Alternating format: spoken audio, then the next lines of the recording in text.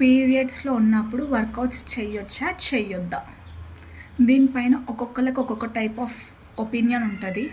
నేను చెప్పేది ఏంటి అంటే, మీకు ఎటువంటి డిస్కంఫర్ట్ లేదు, మీరు మంచిగా యాక్టివ్గా ఉన్నారు, పెయిన్ లేదు, ఏం లేదు, యు ఆర్ ఫైన్ అనుకున్న వాళ్ళు ఇన్వర్షన్స్ చేయకుండా normal stretchings and upper body workouts ఇవి చేయండి. అవి కూడా కొంచెం లో ఇంటెన్సిటీలోనే చేయండి. అండ్ ఎవరికైతే పెయిన్ ఉంది, కొంచెం ఇంకా మా బాడీ సహకరించదు, మా వల్ల కాదు అనుకున్న వాళ్ళు అట్లీస్ట్ ఒక 3 days రెస్ట్ ఇచ్చేయండి. 3 days రెస్ట్ కంపల్సరీ అట్లాంటి వాళ్ళకి.